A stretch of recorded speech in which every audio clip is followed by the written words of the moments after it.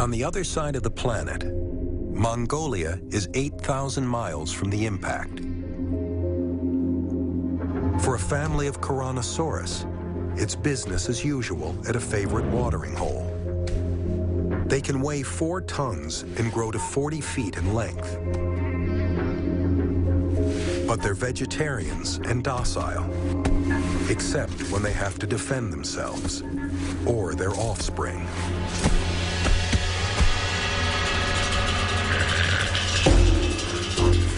Armed with a razor-sharp, oversized claw on its hind feet, Tyrannosaurus is the jackal of the Cretaceous period.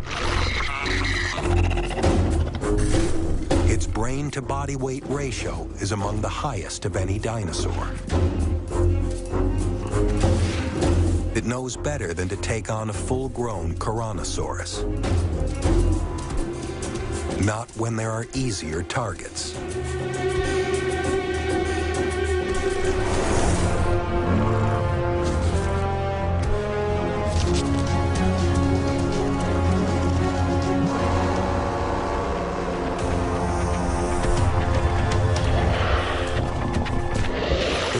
Doesn't get as far away from the enraged mother as it should.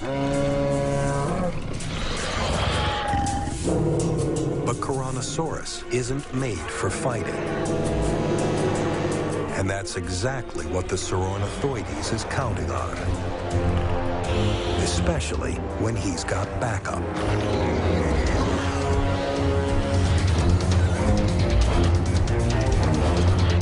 Speed and strategy give these small hunters the edge.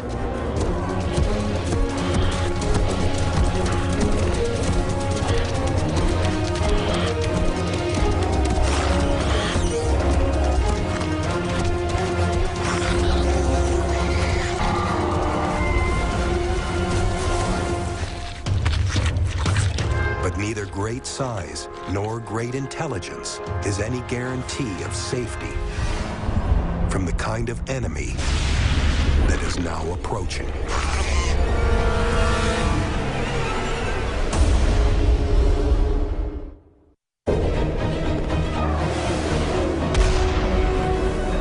An immense boulder the size of Mount Everest crashes into the Gulf of Mexico,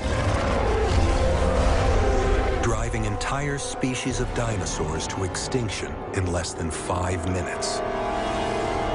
But the worst is still to come. A fireball rises 100 miles above ground zero. 70 billion tons of pulverized stone and earth fill the upper atmosphere with a cloud of microscopic dust and glass. And it's spreading fast. This is the ejecta cloud. As the dust spreads at high altitude, trillions of tiny particles re-enter the atmosphere.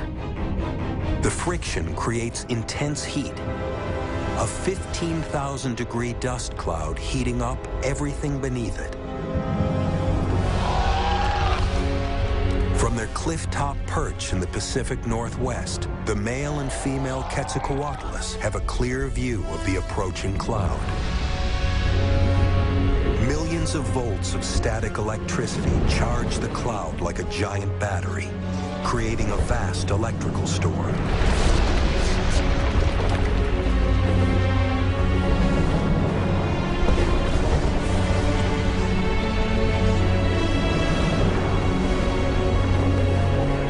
Superheated rocks shower the valley. There's no way to hide from a rain of fire. The male's tattered wings can no longer keep him aloft.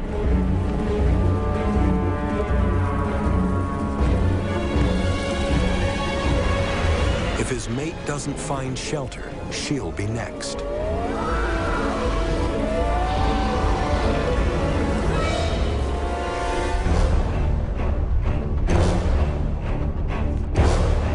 The ejecta cloud continues to spread at high altitude. 8,000 miles away in Asia, the cloud rolls in from the east. In Mongolia, temperatures on the ground tick upwards, a few degrees hotter every second. As the air reaches 120 degrees, the only hope is shelter.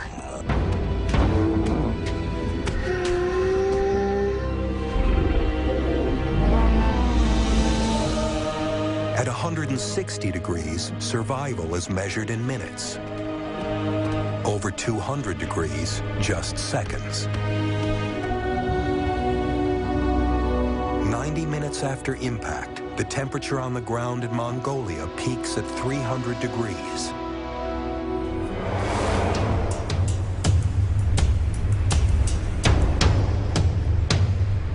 The microclimate of a cave can keep a handful of survivors cool enough to breathe.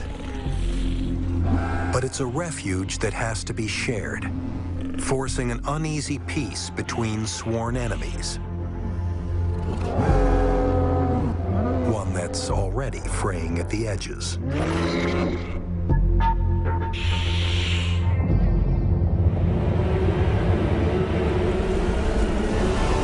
Back in the Pacific Northwest, small pockets of dinosaurs hang on.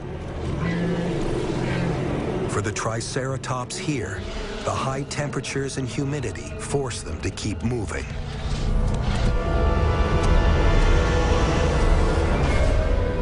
For scavengers, there's no shortage of food.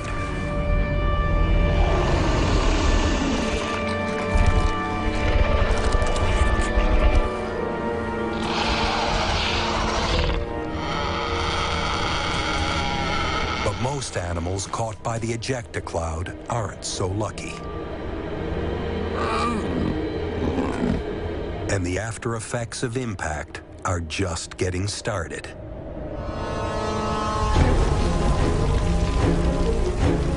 The intense heat of the ejecta cloud has ignited fires.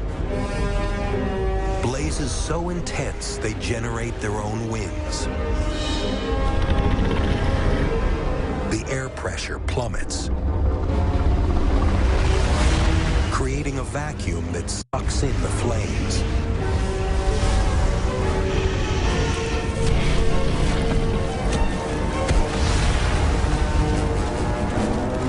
The front of the fire burns hottest and fastest,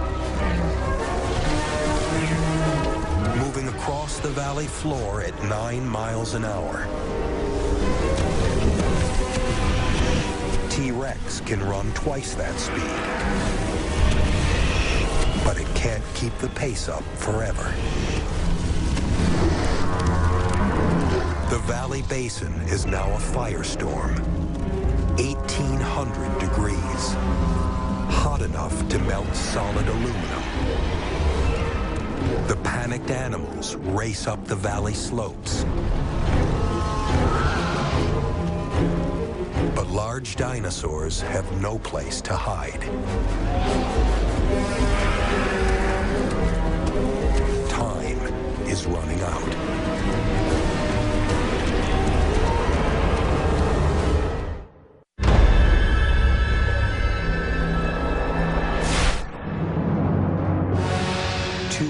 After the asteroid impact, the entire planet is covered in dust and smoke. Fires rage across the Western Hemisphere. Animals that fly can escape the flames, but there are few places to land and almost nothing to eat. From above, what was once a lush valley is now a living hell.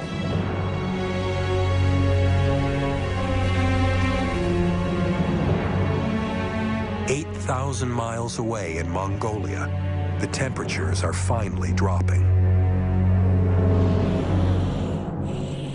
A handful of animals remain safely holed up in their cave.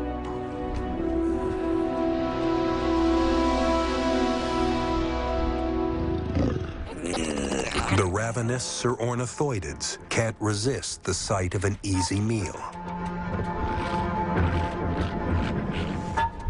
Soon, the braver Tyrannosaurus follow, making their way back towards the watering hole. One stays near the protection of the cave. It seems the worst is over.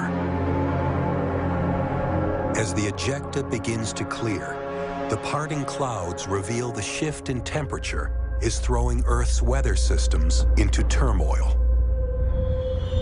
And in Mongolia, powerful winds are gathering billions of tons of dust and sand.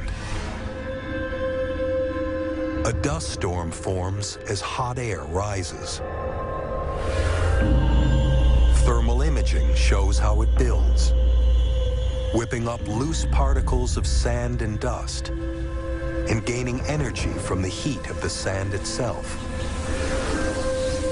The 300-degree temperatures that baked Mongolia turn a common weather phenomenon into a superstorm.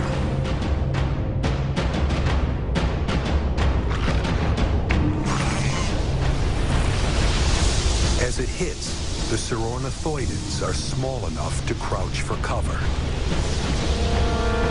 But the Tyrannosaurus are out in the open.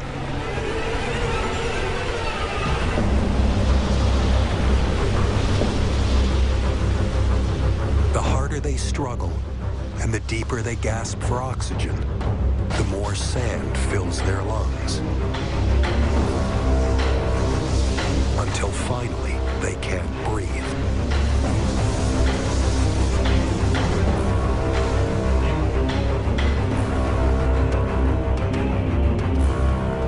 The superstorm engulfs much of the continent. It's hours before the winds die down.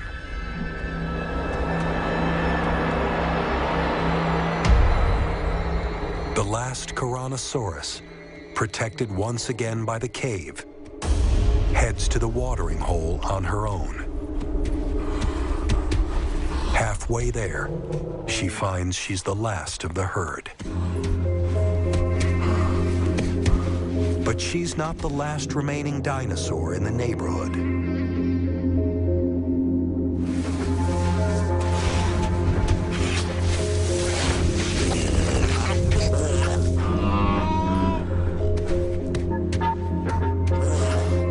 Huddled close to a Tyrannosaurus corpse, the Saurornithoidids were sheltered from the worst of the storm. But the sand has swallowed their meal.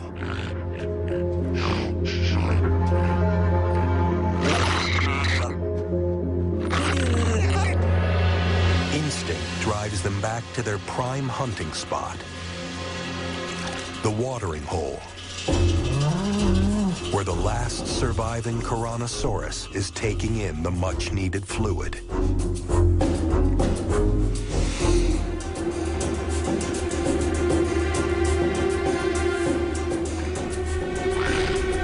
The Saurornithoidids are desperate for food.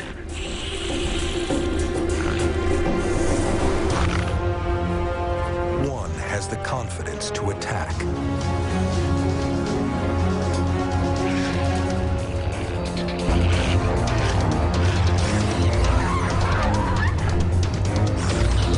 Its prey is still too exhausted to run.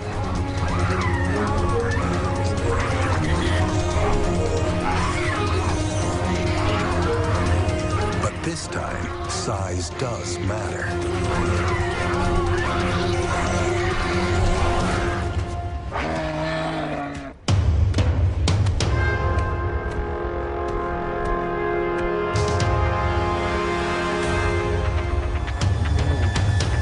The remaining Saurornithoides moves in.